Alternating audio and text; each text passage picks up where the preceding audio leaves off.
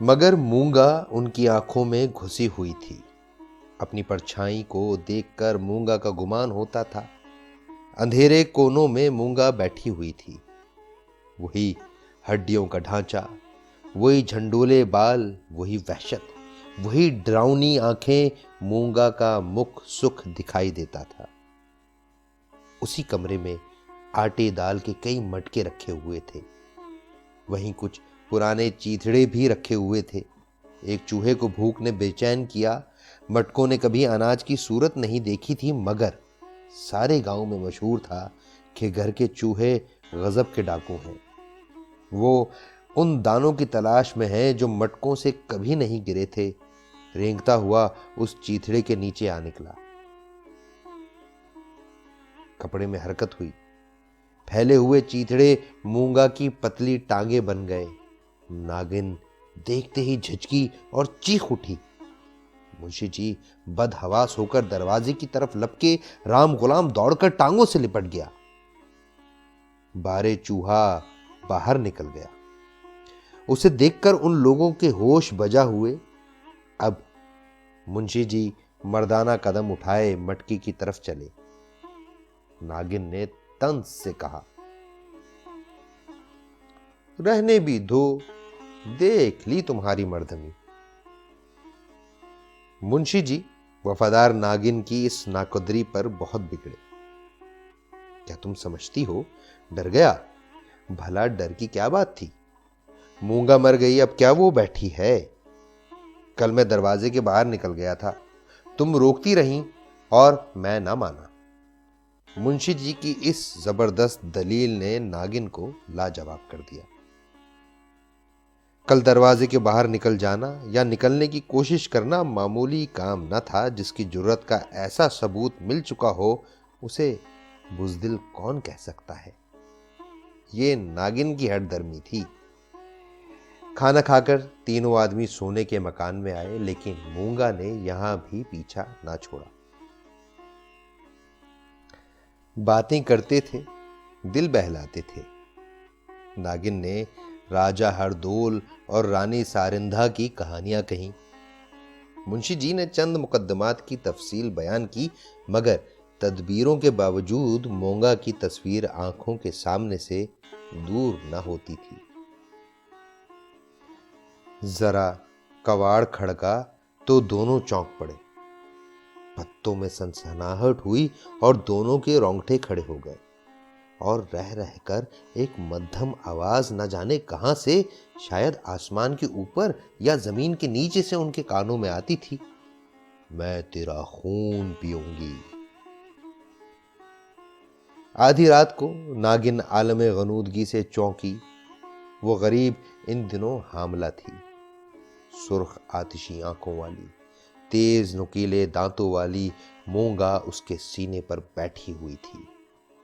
नागिन चीख मारकर उठी, एक आलमे वहशत में भागकर आंगन में आई और फरते हिरास से जमीन पर गिर पड़ी। सारा बदन पसीने में डूबा हुआ था। मुंशी जी ने भी उसकी चीख सुनी, मगर खौफ के मारे आंखें ना खोली। अंधों की तरह दरवाजा टटोलते रहे। बहुत देर के बाद उन्हें दरवाजा मिला। आंगन में आए। नागिन जमीन पर पड़ी हाथ पांव पटक रही थी। उसे उठाकर अंदर लाए, मगर रात भर उसने आंखें न खोली। सुबह को हड्डियां पकने लगीं। थोड़ी देर में बुखार हो आया। जिस्म सुर्ख तवा हो गया। शाम होते होते सरसाम हुआ और आधी रात के वक्त जब हर तरफ सन्नाटा हुआ था, नागिन इस दुनिया से चल बसी। रात गुजर गई। दिन चढ़ता आता था, मगर गांव का कोई आदमी लाश उठाने के लिए दरवाजे पर ना आता था। मुंशी जी घर घर घूमे, मगर कोई न निकला। हथियारे के दरवाजे पर कौन आए? हथियारे की लाश कौन उठाए? मुंशी जी का रोब, उनके खूनख्वार कलम का खौफ और कानूनी मसलहत आमेजियां कुछ भी कारगर ना हुआ। चारों तरफ से हार के मुंशी जी फिर अपने खाना तारीख में आए, मगर अंदर कदम नहीं रखा जाता था। ना बाहर खड़े रह सकते थे। बाहर मूंगा, अंदर नागिन। दिल पर बहुत जब्र करके हनुमान चालीसा का विर्द करते हुए वो मकान में गए। उस वक्त उनके दिल पर जो गुजर रही थी उसका अंदाजा करना मुश्किल है। घर में लाश पड़ी हुई, ना कोई आगे ना पीछे। दूसरी शादी तो हो सकती है, अभी इसी फागन में तो 50वां साल है, मगर ऐसी जबान दराज खुश बयान औरत कहां मिलेगी। अफसोस कि अब तकाजा करने वालों से बहस कौन करेगा, कौन उन्हें लाजवाब करेगा। लेन देन हिसाब कौन इतनी खूबी से करेगा। किसकी आवाज बुलंद तीर की तरह अहले तकाजा के सीनों में चुभेगी। इस नुकसान की तलाफी अब मुमकिन नहीं। दूसरे दिन मुंशी जी लाश को एक ठेले पर लाद कर गंगा जी की तरफ चले। अज़ादारों की तादाद बहुत मुख्तसर थी, एक मुंशी जी और दूसरा राम गुलाम। इस हैबत कज़ाई से मूंगा की लाश भी नहीं उठी थी, मगर मूंगा ने नागिन की जान लेकर भी मुंशी जी का पिंड न छोड़ा।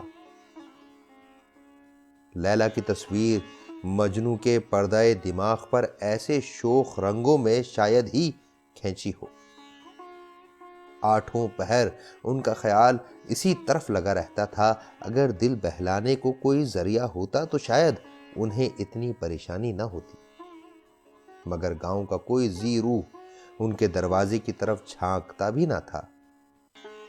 गरीब अपने हाथों पानी भरते, खुद बर्तन धोते, गमो गुस्सा, फिक्र और खौफे दुनिया के मुकाबले में एक दिमाग कब तक ठहर सकता था।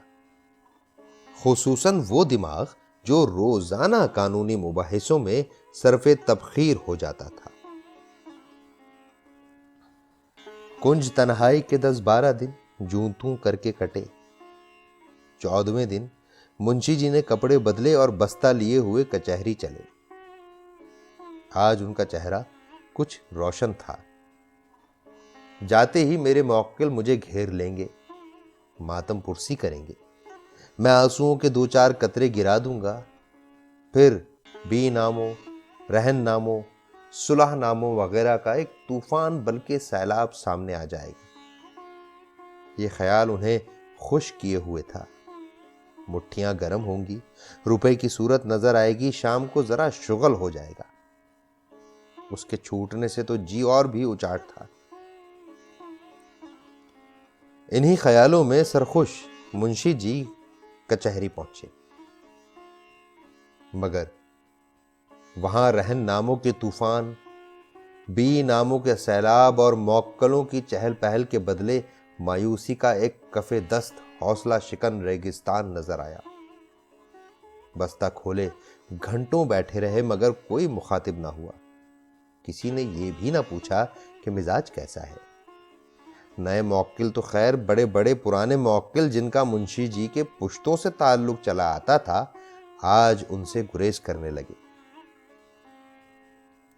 वो नालायक और बदतमीज रमजान खां कैसा बेशऊर आदमी था, इमला तक गलत लिखता था। मुंशी जी हर रोज उसका मुजहका उड़ाते थे, मगर आज सैकड़ों आदमी उसे घेरे हुए थे। बेतमीज गोपियों में कन्हैया बना हुआ था। वाह हरी किस्मत, मौक्किल कमबख्त यूं मुंह फेरते चले जाते हैं गोया कभी की जान पहचान नहीं।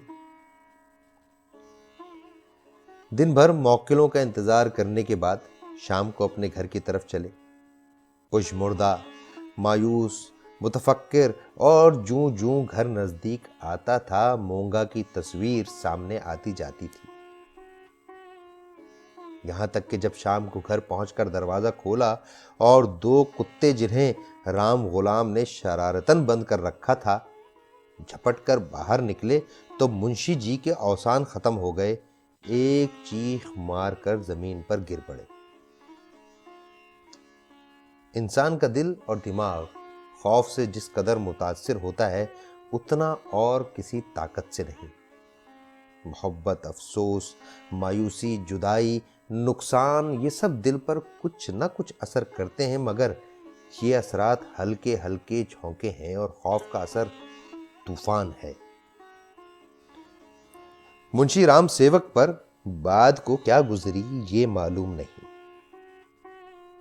कई दिन तक लोगों ने उन्हें रोजाना कचहरी जाते हुए वहां से अफसुर्दा व पजमुर्दा लौटते देखा।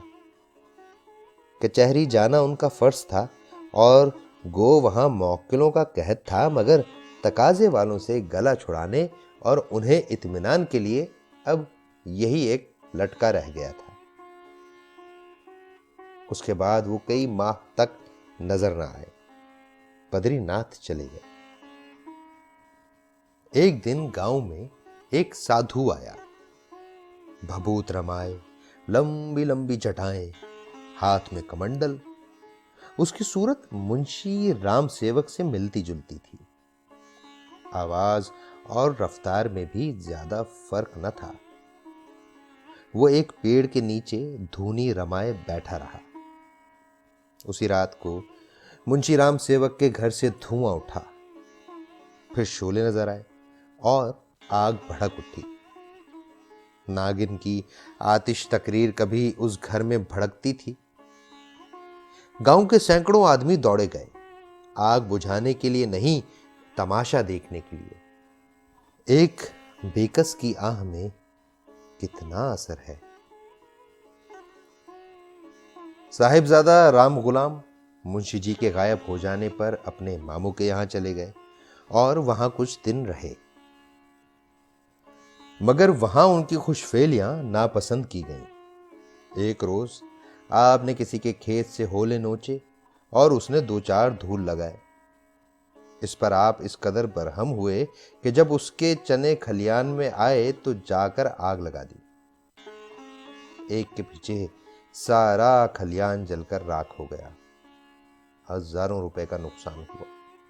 पुलिस ने तहकीकात की, हजरत गिरफ्तार हुए, अपने कसूर का इकबाल किया और अब चनार के रिफॉर्मेटरी स्कूल में मौजूद है।